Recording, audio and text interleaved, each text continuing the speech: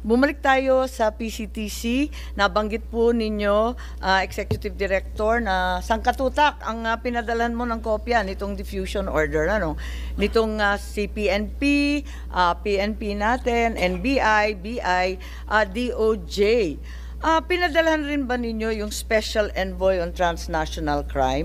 Hindi po siya nasama sa pinadalang ko. Si Ambassador Lacanilaw, hindi niya wala po siyang natanggap to. Ano ba ang papel ng Special Envoy sa transnational crime? Very familiar po kami sa PCTC kasi yung batas niyan na kami ang nag-akda. Ang tanong ko lamang, ano ba ang papel ng Special Envoy? Kasi Special dati kayo Envoy po din ay natin, Special Envoy. the good ambassador is a representative of our country in several international fora representing the interest of the Philippines.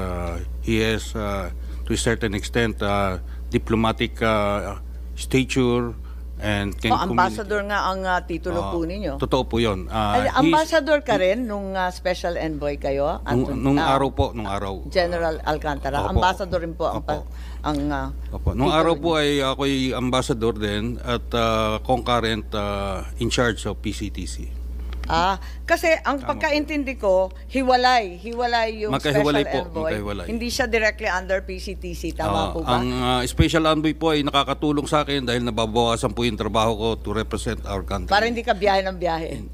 Medyo totoo po yan, totoo yun. Okay, so Ambassador, hindi kasi namin masyadong kabisado yung posisyon ninyo. Saan ang opisina ninyo?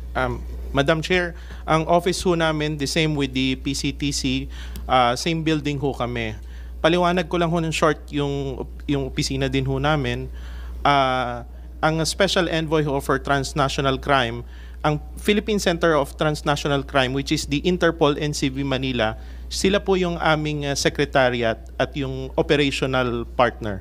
So may opisina po kayo? Wala? Meron po, nasa taas po kami. Ilan ang tauhan nyo? If I'm not mistaken, around 15. And then kasama ninyo sa pag-representar sa Pilipinas sa iba't ibang lugar? Opo. So kung hindi sa ilalim ng PCTC ang Special Envoy, aling department kayo? Sorry, Madam Chair. Hindi naman kayo PCTC, so aling department kayo? DFA? Hindi po. Ang amin pong opisina, OSETC and PCTC are all under the Office of the President. Pero hiwalay kasi hindi naman kayo under the PCTC, ano? Hindi po. Ang PCTC po ang aming secretariat. Sila po yung operational arm namin.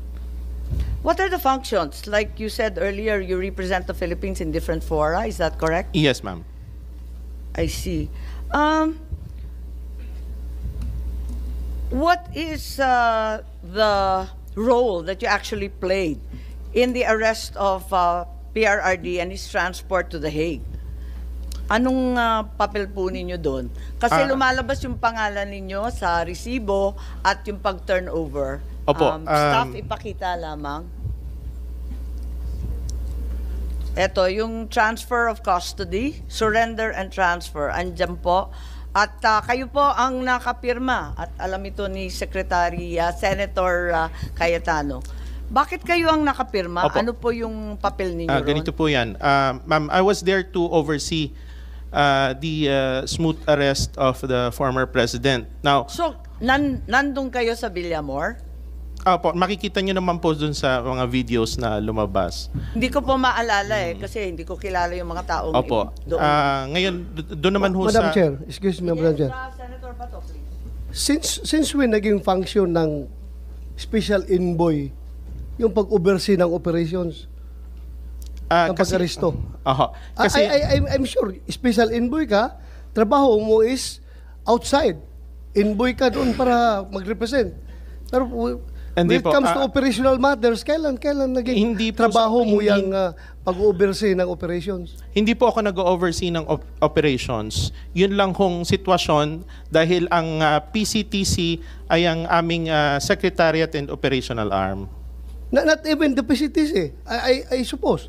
Because PCTC is, sila lang ang nagkukontrol ng NCB. Yes, diba? Opo. Sila nagkukontrol ng secretariat. Opo. Pero sila po yung secretariat namin. Pagdating sa Interpol, halimbawa, ganito, meron tayong General Assembly ng Interpol. Sino nag-head of delegation? PCTC. PCTC? PCTC. Ikaw, General Marbil, hindi ka pa ba nag-attend ng national, yung General Assembly ng Interpol? Sir, umattend po last year po. Last year. Opo. So, sinong head of delegation? Ang nandun po si General Alcantara po ang kasama po namin. Because when I was the Chief PNP, lahat ng ang head of delegation, yung Chief PNP. Tapos, head of delegation ng ibang bansa, yung uniform talaga na police agency ng kanilang lugar. Kaya yun yung alam ko, ha. Kasi yung PCTC naman is NCB lang ito. Sila yung NCB. Pero when you say police agency, Chief PNP talaga ang head niya, di ba? At nagkakaroon ng General Assembly, kayo ang nandoon, di ba? Actually, sir, dun sa ibang country, sir, ang police lang, ang isa lang po ang law enforcement nila. So, usually, ang the head is the chief ng national police nila. But in our country, we have so many law enforcement agencies coming from the NBI, the Philippine National Police, of course, ang kasama po namin immigration. Kasi makita mo, di ba? Pag Interpol General Assembly, naghawak kamayan lahat ng mga chief ng puro uniformado yan eh. Puro mga chief ng police agency nila, di ba? Kaya nakakagulat sa dinami-dami ng police agency na sinabihan ni General Alcantara sa NBI, si Chief PNP, sabi rin ni General Torre, bakit biglang civilian at hindi kasali sa law enforcement ang nag-oversee? Ano po ba ang ibig sabihin ng oversee? Ma'am, kasi nga ang PCTC is our partner, our secretariat. I was there to oversee lang the PCTC, which is oversee them? Which is the Interpol NCB Manila. Madam Chair. Teka muna, nalilito ako, di ba, nandun ka? Bakit alam mo nang itatangay sa ibang bansa? Hindi po. Anong ginagawa mo doon? Na-serve na, nabigay na yung kopya sa lahat. Anong ginagawa mo doon? Anong ginabangan mo? I was there to assist the executive director, ma'am. Was the executive director in Villamor? Naroon po ako. I was in the plane and I was in the 250 in Villamor. Even without a red notice, nandun na kayo, nag-aabang na. I had a red diffusion po. Yes, but the I had a diffusion, we copy. have already said ad infinitum that this is not an arrest warrant, di ba? Yes. Maliwanag na yun. Tama Ikaw po yun, nagpaliwanag tama po. We had the red diffusion. I had to carry it. Request for information lang, di ba? Hindi po. Ang red diffusion po is an international request for international cooperation or an alert. Ang red notice po ay ganoon, ang diffusion po ay ganoon din, pareho lang po. Ganun nga. Kaya nga. Yung diffusion po is resorted to if there is urgency, importance, element of time, kaya po nagiging diffusion. Hindi, ang liwanag naman, action to be taken, locate lang eh. Locate lang and possibly arrest with a view to extradition. So, mahaba pang proseso. Ma'am, can I clarify? Yes, si Senator. Pa-clarify lang, factual lang, Ambassador Lacanlao. So, you were there to oversee? Yes. When you say there, you were in Villamor. The airport. Okay. The airport. Then, did you accompany them on the plane? Yes, Yes. Mr. Senator. And then, did you stay in the Netherlands? Yes, I stayed there for 2 days. Okay, and hindi mo alam na dadalhin siya doon? Hindi po. Can I make a clarification? That time, Pwede ko lang itanong, isang hirit lang. Wala ka sa listahan na binigay ni General Alcantara, yung mga nabigyan ng diffusion notice, ano? Wala ka doon sa listahan ng NBI, Chief PNP, wala ka doon sa listahan. Paano man nalaman? I was informed informally by Executive Director Alcantara. Informally. Apo. So you were also there informally. You had no formal function at the Villamor or the airport sites? I was there to oversee, ma'am, lang the PCTC. Hanggang PCTC lang po ako. Yun lang po yung aking... Can I clarify that? Yes. So, sabi mo kanina, you were there to oversee. I'll clarify what oversee means. But sabi mo, hindi mo alam na dadalhin siya sa Hague. Pero yet, sumakay ka ng aeroplano, sumama ka, you stayed in The Hague 2 days. Oh, yes. And sabi mo, hindi ka alis, nandun ka lang. Okay, can I Yes, explain, yes. Mr. Senator? That time ho kasi, the members or the staff of the Interpol NCV Manila, wala hong available na mga kasamahan natin doon na may passport na ready. So, I volunteered, Mr. Senator. I just want to make clear. Yeah. Magsiserve So, lang if you- kayo ng diffusion? May dala ka pang passport? Hindi po. Hindi So, po. Kasi sabi mo lang yung iba walang passport. Ikaw lang yung may passport, may visa. Opo. Kaya alam mo na itatangay sa ibang bansa. Hindi po. Yung passport po, nasa sasakyan ko lang parati eh. So, kagagaling ko lang po kasi ng Geneva. Kakauwi ko lang ho ng Geneva that time. So, kaya ho yung passport ko, nasa sasakyan ko lang. Hindi pa ho ako nakakapag-unload. Okay. I was gonna ask that na kung hindi mo alam na dadalhin doon pero sumama kayo sa 2 days tapos may passport ka but nasa kotse mo passport, okay. But you volunteered to accompany, why? To accompany the former president. Because kailangan, what was the reason? Sabi mo, yung mga kasamahan mo walang passport. Hindi po. Wala po akong sinabing kasamahan ko walang passport. Sorry. Wala pong passport that time yung mga PCTC Okay. members, ma'am, na Okay. supposed to be sasama din that time. Wala hong silang available noon. So were you appointed representative of the PCTC? yes. Were you appointed representative of the Interpol in the Philippines? That time I was appointed, yes. Who appointed you? The PCTC, Your So Honor. can the on that day? Yes, sir. So can buuin natin kayo lang mga militar at pulis nakakaintindi ng 3-4 na letra Yung Philippine Center for Transnational Crime. Sir, can you appoint the representative ng Interpol on the spot? Kasama sa powers yon. If I check with Interpol, so kung today pwedeng ako representative ng Interpol? Para pong hindi yata kasama sa function ko yun. Well, kakasabi lang ho ni Ambassador, kayo daw nag-appoint sa kanya. Yun po sabi niya So, but you're saying it's Ito nga not. maintindihan. So hindi nyo po Tanggapin ko na rin no. po kasi he Yeah. is a competent authority. Yeah, no, let's Tama you're po yun. under oath, sir. You're under Did you oath. or did you not appoint him as The good ambassador representative? is a competent authority to represent us. But you Yes. did not appoint him. Hindi question if he's a competent. Authority. Hindi You're ka not appointing appointing, authority. okay. Klaro po yun. Executive Order 265, saan sa buong executive order na nagtatakda na magkaroon ng special envoy, sinasabi na meron kang papel para mag-oversee. Wala kasi akong mabasa Hindi po. katulad ni Senator Cayetano Madam Chair, yun nga po yung relasyon ho namin ng OSCE and PCTC. Sila yung aming secretariat and operational. sekretarya lang ninyo, siya pa ang appointing ninyo. Hindi Parang po, ang hindi- gulo. hindi po. Boss ba ninyo yan or utusan? Hindi po, clear ko lang ho. Kasi that time, wala hong available na members ng PCTC anang may passport noon.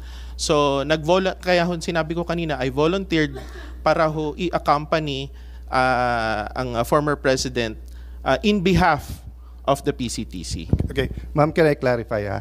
I'm not going into the supervision, your appointment as special envoy because depende sa presidente, pwedeng iba, di ba? Kahit presidential advisor, if the president has special advisor on justice, then it's between the president, Secretary Remulla, etc.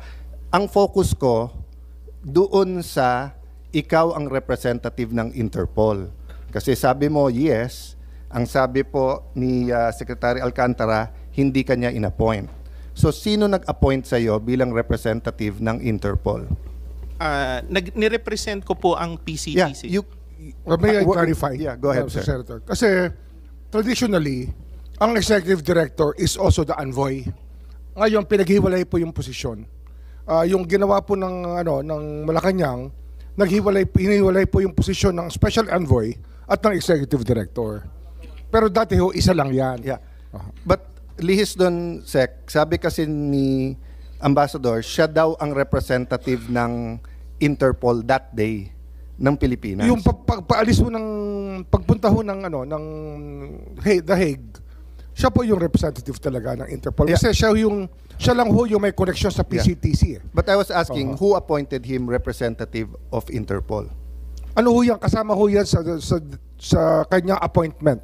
But he said before that day, hindi siya ang representative ng Interpol. Pero ano ho ito eh? Kasi yung overseeing function niya, oversight function, is, kasi parang may oversight po siya sa PCTC.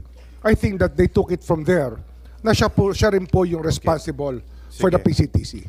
Okay. Wala rin sa executive Kasi order. nga ano ho yan eh. So- Sabi ko nga, so when- magkasama ho dati ang posisyon ng executive director tsaka envoy. Si General Alcantara used to be the special envoy and executive director. And then the representative ng Interpol. Oh, Interpol. And exercising oversight powers. Bago lang yun. Hindi, dati ho isang tao lang nga eh. Wala eh. Ginawa Wala na sa ho, dalawa. Executive Order 265. Parang above and beyond na sa... Hindi, special ho yan. Madam Chair, if I may. Ma'am, just to point. the executive has the power when to he do that. when you signed dito sa ICC, you were signing as what? As the Interpol and Interpol NCB Manila representative. Your Ang nakalagay po dito, you're signing as in behalf of the Republic of the Philippines, not as Interpol. Kasi po nung that time, yung representative ng ICC na kausap ko, naka-print na po yung, Yeah, yung so, government. So, Sir, but it are you a was- college graduate? Yes, sir. No. Any college graduate, pag pinapirma ka tapos mali, kahit printed, you'd cross it out. Then you would put. So pag nakalagay doon, Alang Cayetano, congressman, pipirma ako o i-cross out ko yung congressman, lalagay ko senator. Kung nakalagay doon, Alang Cayetano, single, may asawa na ako. Hindi ako papagalitan ng asawa ko. Kung hindi ko i-cross out, lalagay ko doon na ano. Di ba? So wag tayo magpilosopohan dito. So why did you sign in behalf of the Philippine government if you weren't representing the government and you were representing Interpol? Medyo mataas na ho kasi yung ano noon eh, pagod na din kami. Tapos ang request ng ICC staff that time nagre-request sila na kunin na ng medical team. Hindi ho kasi ma-perform yung medical assistance to the former president eh. Yun ho yung dahilan yan. Ang dahilan, pagod kayo. Hindi po, nagkakagulo na din ho nun. Mataas na din po yung sitwasyon. Pakisabi ng totoo. Opo, We're ma'am. all under oath. Yes, ma'am. Ang mataas na rin. Paliwanag mong maigi. Representative ka ba ng Pilipinas or representative ng Interpol? Pipili ka lang. Nirepresent ko po ang Interpol NCB Manila. So mali itong papel na to. Sabihin mo sa akin. Yun hong... Kasi nag-iiba. Isa sinungaling, isa totoo. Yun ang clear ho sa Ma'am, ICC. Pwede kong linawin lang. Hindi, siguro hayaan muna natin. Hayaan natin na ipaliwanag. Alam naman niya eh. Alam ho kasi ng malinaw ho sa pag-uusap namin ng ICC staff na I represent the Interpol NCB Manila. Pero hindi maliwanag dito sa nakasulat. Government of the Republic of the Philippines. It's part of the government, ma'am. I'm sorry. Hindi, Interpol eh. Sabi niya, nandun siya bilang Interpol eh. Ma'am, Madam Chair, yung Interpol po kasi, the Interpol NCB Manila, it's under the Philippine government. Sorry, Mama. Kasi if that's your interpretation, then the government cooperated with ICC. In the surrender. Diba? No, I'm not trying to trap you. I'm trying to understand. Kasi nga, when you do something, you can do it in different capacities. So, international organization, yon. So, for example, Sarah here was the regional director for the International Organization on Migration, but she's a Filipino. Now, if she was special envoy nun, she has to say which one. Kasi one is a UN body, or at least a UN-recognized organization. The other one is Philippine government. So, di ba, hindi pwedeng you're signing. Ang problema kasi yung sabi mo, malinaw sa ICC at malinaw sa akin, Interpol. Pero ang pirma mo, in behalf of the government. Kasi ang masusunod yung dokumentong pinirma mo, hindi yung intention nyo eh. Di ba? So, kung ang sabi natin, listo, naintindihan ko, pinirmahan natin sale. O pagdating sa korte, ano unang impression mo? It's a sale. Opo. Because yun ang pinirmahan nyo. Di ba? So kaya nga pagdating dito, there are many other questions like yung sinabi ko sa inyo yung number 8, which is, was he brought, did the person receive legal assistance during national proceeding? Ikaw nagsabing he received legal assistance during national proceeding. What was that proceeding? No, Your Honor, Mr. Ambassador, Senator. ang dami-dami mong pinirmahan dito tungkol sa doktor, tungkol sa immediate family, tungkol sa legal counsel. Lahat to sinang-ayunan mo. Lahat ito hindi totoo. Hindi po. Kasi pagod na po kayo. Hindi po. Kung maaari ho, ma-explain ko. Una ho, yung tinatanong nyo regarding ho dun sa... Kasi that time, I was waiting for the official certification from the Department of Justice. So medyo wala hong internet that time. So yung yan ho yung sinulat nila, yun naman ang sinagot ko. So nung after few minutes, nag-request ako ng internet na print, binigay ko sa ICC yung certification from the Department of Justice. Sino nagsulat niyan? Kaninong handwriting yan? Kasi parang naiba sa sulat mo. Ma'am, sa ICC, ma'am. Tapos pinirmahan mo na lang yung sinulat ng ICC. Pinakikita naman yan nung nagpapalitan kami ng... So sang-ayon kayo sa lahat ng sinulat? Opo, ma'am. Ganon. So yun yung papel mo doon? Ano pa yung ginampanan mong papel? Kasi sabi mo, sinamahan mo si Presidente Duterte sa eroplano. Pagkatapos, nung sinorender mo na at yan ang pinirmahan mo bilang kinatawan ng ating pamahalaan, ano pa yung iba pang papel mo? Ano pang ginampanan mong papel? Wala na po, ma'am. Pero nagdalawang araw ka pa ron eh. Hindi po, ma'am. Nag-aantay kasi doon din kami sumakay sa same plane pabalik po ng Pilipinas.